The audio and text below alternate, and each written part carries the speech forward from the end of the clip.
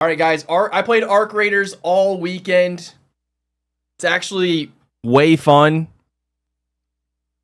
And when it comes out on the 30th, I'll probably play it because I think it's gonna be a good stream game. There's like decent stakes to it. Probably run solo. Prox chat is always fun. But it's a really well done game. I heard IGN put out a review. Now, I haven't looked at IGN since I'm picturing like an old magazine from like 2002 with Mario on the front. Siri, bring that up. Images. This one. That's not even IGN. Who listens to IGN? First of all. Second of all, let's hear their opinion. Arc Raiders is blisteringly, aggressively archetypical. The extraction... Blissfully, aggressively archetypical. Jared? Jared? Blissfully archetypical. Extraction shooter that ever extracted. It's one of the least surprising games I've ever played. Holding so much in common with its inspirations, they're almost comically indistinguishable. Okay, this guy's an idiot. I didn't think I was actually gonna get mad at this. I thought we were gonna meme on this for a second. I thought it was just gonna like... Is there kissing in Arc Raiders? There should be. Let's rage. Yeah, you caught me on a wrong day, IGN. You caught me on the wrong day. Can we I'm 13 seconds in. I can't pause it this much. This guy's an idiot. Who is it? What's his name? I don't care for him. We're going to have to edge to this though. Arc Raiders is blisteringly, aggressively archetypical. The extraction shooter... It wasn't blissfully, blisteringly. Blisteringly, aggressively archetypical. I'm going to pull up fucking closed captionings on this guy. ...that ever extracted. It's one of the least surprising... The extractionist extraction shooter that ever extracted. Maybe it's because I'm married to an English teacher, but like, if somebody started their fucking paper like this and I'm grading it, I'm telling them, start over. It's an extraction shooter, so if it's the most extractionist extraction shooter that ever extracted, that means it's the best. ...games I've ever played.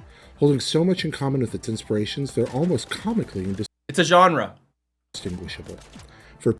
Indistinguishable, it's third person, sure. It's like DayZ kind of, but DayZ, that's BR. None of the popular ones are third person.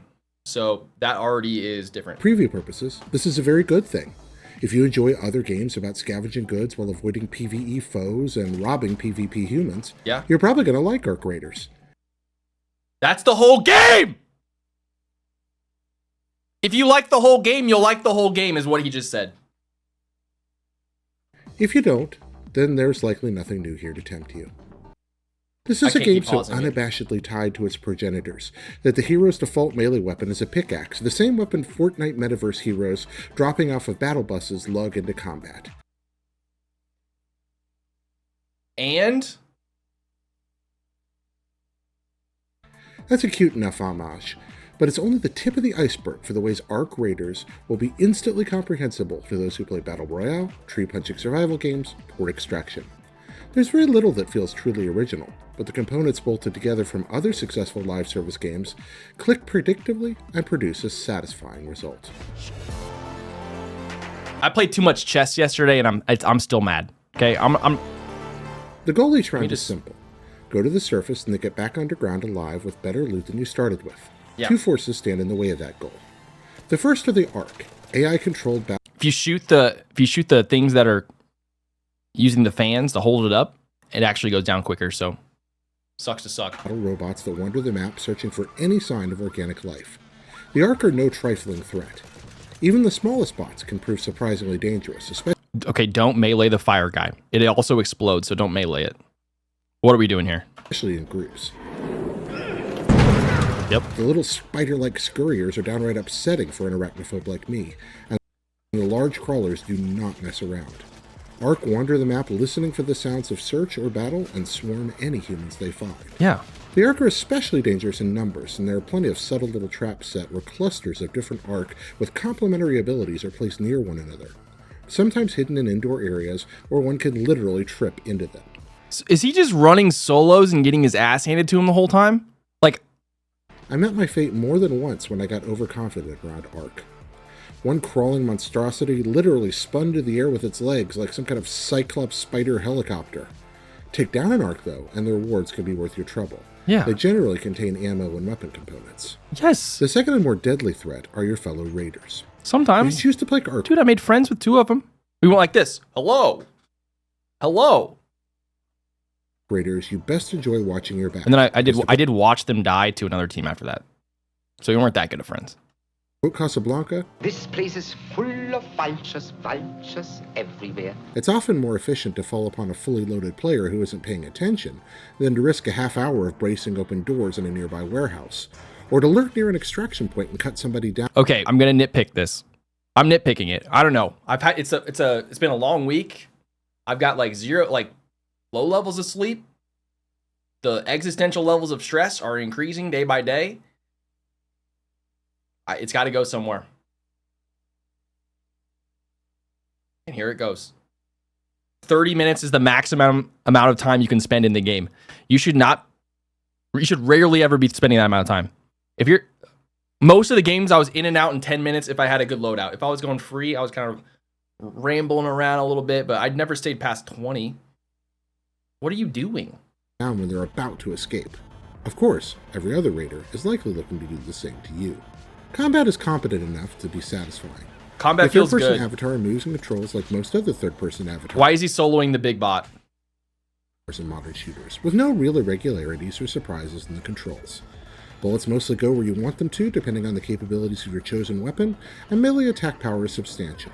Firearms feel right, SMGs are springy and difficult to control, Yes. assault rifles steady Yes. and heavy, sniper rifles punch like artillery.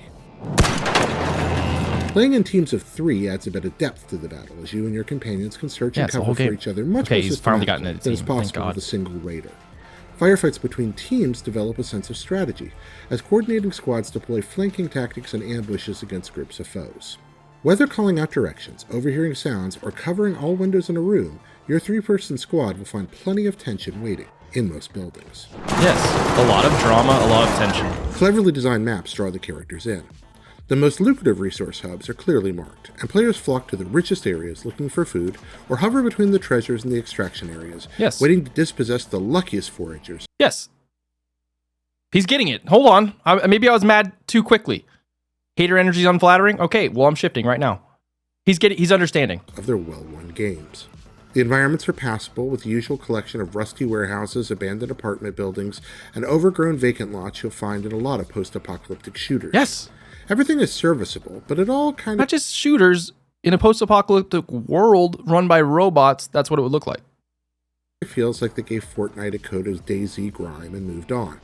It's a boring enough world that certainly took me out of any chance of getting into the lore, but I don't really think lore is the big draw here anyway. Ark Raiders is meatloaf without much plate presentation. But the meat Okay. Meatloaf without much plate presentation.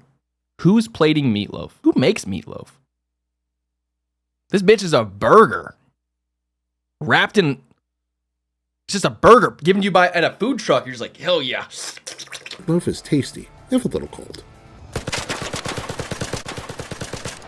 Every drawer and cabinet is a potential source of wealth. Crafting components, ammunition, shields, healing items, and weapons. Ammunition is properly segmented. He does currently, I'm looking at his loadout right now, doesn't even own a weapon. No gun. No gun. Enough to keep you hungry as you scavenge and construct guns. Light, medium, heavy, and shotgun ammo variants are available early to locate in the overworld, craft in your lair, or purchase underground.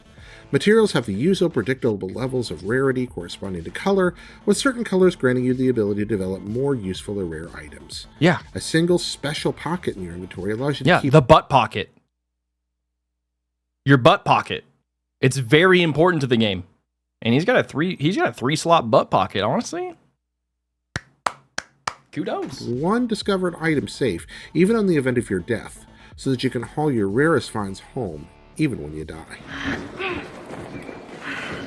That Some one's on you. containers take time to open and generate quite a bit of noise when manipulated, which is a delightful tension-raising mechanic that I really appreciated. Yeah. Opening one of these was especially harrowing when playing solo.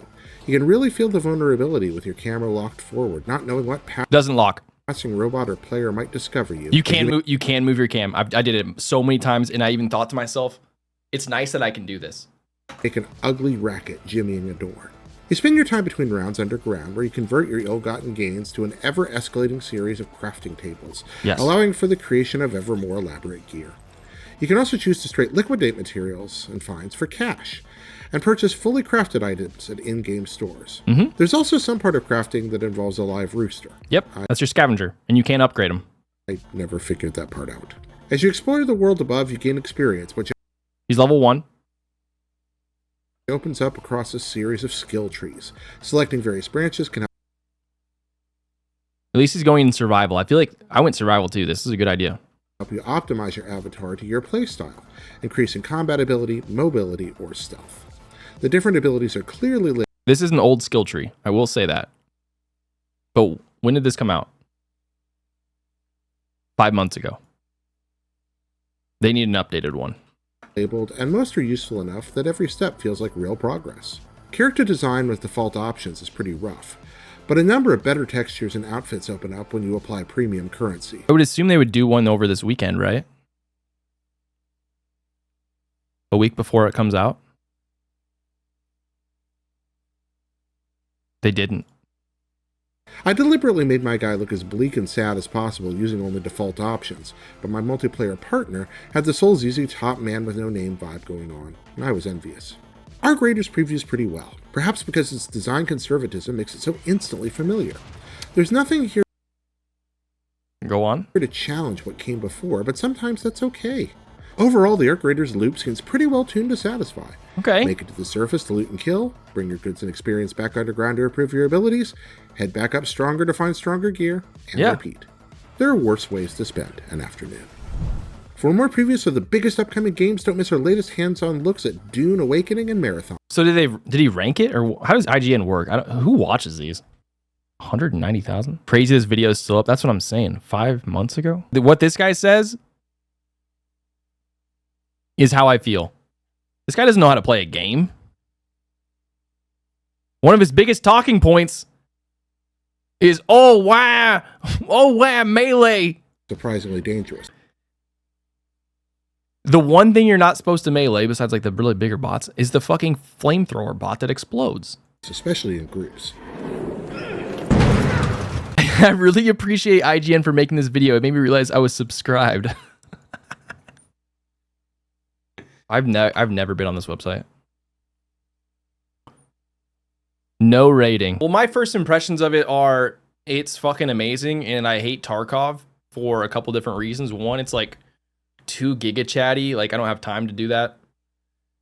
Two, it never really made sense to me lore-wise, so at least Ark solves that problem of like, hey, dystopian future above you, you got to go above ground, and then when you extract, you go back down. That at least makes sense in my brain. The bots in like Tarkov, and I think there's another one, Arena something. The other PvE bad guys are like other guys who shoot, or like they're people, right? In this one, it's very easy to tell who's not a bot because they're not a robot. So then you can either make friends with them and try to extract. That only happened when I was playing solos.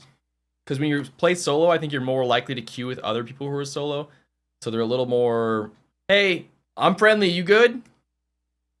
But when we were rocking a 3-man squad, it was just everybody's catching hands. And honestly, it was more fun. My review of IGN review, I don't know, 2.1 out of 10. Do they do reviews? 2.1. All right, anyways, that's that silly review from Jared. Is this where people would get on Twitter and tweet at him? That sounds fun.